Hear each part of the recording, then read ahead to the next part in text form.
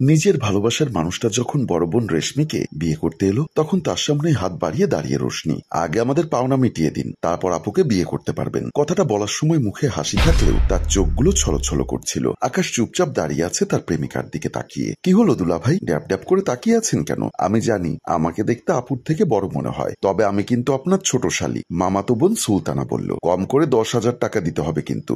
রোস্টেল লুকিয়ে চোখের জলটা মুছে বলল, কি ভাবছেন এত সহজে আমার আপুকে নিয়ে যেতে দিব না? রাষ্ট্রের বাবা এসে বলল, আরে বাবা, ওকে ঢুকতে দিবি তো? এক পর্যায়ে পাওনা গন্ডা মিটিয়ে বরকে ভেতরে ঢুকানো হলো। টাকাগুলো পেয়ে সুলতানা যখন অনেক খুশি, রোশনির তখন দম বন্ধ হয়ে আসছে। চোখে ঝাপসা দেখছে সে। আজ তার চোখের জল কোনো বাদ বাঁধছে না, কারণ তার নিজের ভালোবাসার মানুষটা একটু পরে অন্য কারো হয়ে যাবে। কিন্তু সে কোনো বাধা দেবে না, কারণ মেয়েটা আর কেউ নয়, তার নিজের বড় আপু রেশমি। এই মুহূর্তে সে বেশ হাসি খুশি ভাবে নতুন বরের পাশে বসে আছে। বিয়েতে সে খুব খুশি, কারণ আকাশকে খুব ভালোবেসে ফেলেছে। কিছুদিন আগে আকাশ রেশমির বাবার কোম্পানিতে জয়েন করে, অফিসের এমপ্লয়ি। শত শত কর্মচারীর মধ্যেও আকাশের স্মার্টনেস, কাজের প্রতি বিশ্বাস, দক্ষতা আর সব বিষয়ে অগাধ জ্ঞান রশ্মিকে তার প্রতি প্রতিনিয়ত আকর্ষণ করতে থাকে। একসময় রেশমি নিজের অজান্তেই আকাশকে তার মন দিয়ে ফেলে। কাজের অরণ্য দক্ষতায় রেশমি সবসময় প্রশংসায় পঞ্চমুখ ছিল আকাশের। তাই একদিন স্পেশাল মিটিং এর জন্য ডেকে আকাশকে তার মনের সব কথা খুলে বলল রেশমি। কিন্তু আকাশ সম্পূর্ণ অবাক হয়ে গেল। এর একটাই কারণ, আকাশ কলেজ লাইফ থেকে রোশনিকে ভালোবাসে। রোশনি যখন আকাশের হাত ধরে তার মনের সব কথা বলে ফেললো, তখন আকাশ বাধ্য হয়ে তাকে জানালো সে একজনকে ভালোবাসে। কথাটা শুনেই রেশমি উন্মাদ হয়ে বলল,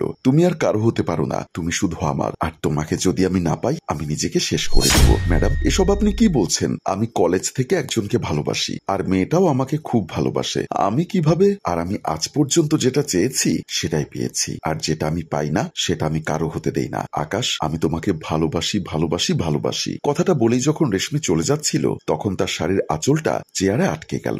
রেশমি পেছনে না তাকিয়ে বেশ হাসি খুশি হয়ে বলল, আমি জানতাম তুমি আমাকে ফেরাতে পারবে না। আমি তোমাকে এতটা সুখে রাখবো তুমি ভাবতেও পারবে না। কিন্তু দেখো, আমি কোনো প্রেম টেম করতে পারবো না, সোজা বিয়ে। তারপর লজ্জায় সেখান থেকে চলে গেল সে। বাসায় এসে তার ছোট বোনকে ভালোবাসার কথা জানালো সে। কি বলছিস আপু, তুই প্রেমে পড়েছিস? তোর মতো কাঠখোট্টা আনরোমান্টিক একটা মেয়ে প্রেম করবে? আমি তো ভাবতেই পারছি না যে সারাদিন বই আর অফিসের কাজ ছাড়া কিছুই বোঝে না, সে করবে প্রেম। রেশমি মাথায় একটা বাড়ি দিয়ে বলল, আমার কি মন নেই? তুই শুধু আমার ছোট বোন না, শুরু থেকে আমরা একসাথে বড় হয়েছি। তুই আমার বেস্ট ফ্রেন্ড। যদিও তুই আমার থেকে দেখতে অনেক বড়, কিন্তু 2 বছরের ছোট, সেটা ভুলে যাস না। রোশনি হেসে বলল, 2 বছরের ছোট হয়েছি বলেই তো তোর হাজবেন্ডকে আমি দুলাভাই বলতে পারবো। আর জানিস তো, শালি কিন্তু আধা ঘরওয়ালি। দেখবি তোর থেকে ঠিক কেড়ে নেব। দেখি আমার থেকে আমার ভালোবাসার মানুষকে তুই কিভাবে নিতে পারিস। এদিকে 4 দিন ধরে মোবাইলের সুইচ অফ পাওয়ায় রোশনি আকাশকে বারবার জিজ্ঞাসা করতে লাগলো, কি হয়েছে, কেন তুমি এভাবে নিজেকে ঘর বন্দি করে রেখেছো, আর মোবাইল কেন বন্ধ করে রাখো? রোশনি, আমার কি হয়েছে সেটা আমি কাউকে বলতে পারছি না। আমি জানি না কিভাবে কি করব।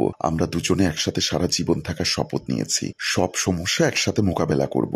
দুজন দুজনের পাশে থাকবো কথা দিয়েছি। তাহলে আজ তুমি চুপ থাকবে না, বলো আমাকে। আকাশ বাধ্য হয়ে তার অফিসের ম্যাডামের প্রপোজালের কথা বলল। কথাগুলো শুনে রোশনি এটা নিয়ে হাসতে হাসতে বলল, আমার ভালোবাসার মানুষটা এমন যে তাকে যে কোনো মেয়েরই পছন্দ হবেই, এতে আমার রাগ করার কি আছে? আচ্ছা বাবা, তার সাথে না হয় আমি কথা বলবো। একবার দেখি তো তোমার অফিসের ম্যাডামটা কেমন, আমার থেকে বেশি সুন্দরী কিনা। আকাশ মোবাইল থেকে অফিসের ম্যাডামের ছবিটা দেখাতেই রোশনি আটকে ওঠে। ওদিকে একইভাবে আকাশের কোনো খবর না পেয়ে খোঁজ করতে করতে বাসায় চলে আসে রেশমি। আর সেখানে এসে নিজের ছোট বোনকে আকাশের সাথে একসাথে দেখে তার খুব কষ্ট হয়, এবং একই সাথে খুব জিদ চেপে যায়। আমি তোকে কখনোই আমার ছোট বোন মনে করি না, সবসময় নিজের বন্ধু ভেবেছি। তুই যা চেয়েছিস তোকে দিয়েছি, নিজে না খেয়ে তোকে খাইয়েছি। কিন্তু খবরদার বলে দিচ্ছি, আমার ভালোবাসার মানুষের দিকে হাত বাড়াবি না, তাহলে কিন্তু সেই হাত আমি একদম পুড়িয়ে দেব। রোশনি চোখের জল মুছে বলল, আপু, আমি তোকে খুব ভালোবাসি। ছোটবেলায় মা মারা গেছে, তারপর থেকে তুই আমার মায়ের মতো। আমার আপু জীবনে প্রথমবার আমার থেকে কিছু চেয়েছে, তাকে আমি খালি হাতে কিভাবে ফেরাবো?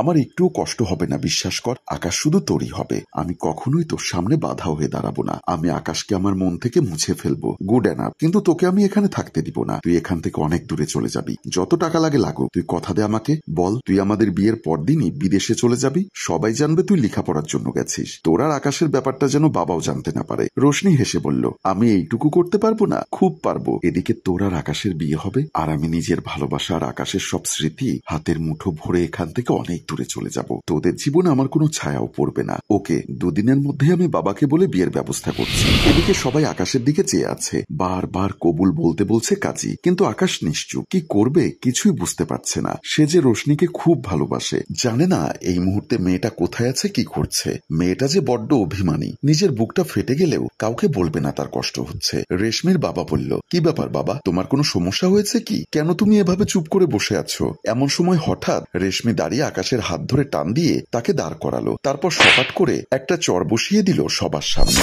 রেশমির বাবা সহ সবাই অবাক হয়ে গেল। আর এখানেই সাসপেন্স রেখে আমাদের গল্প শেষ হলো।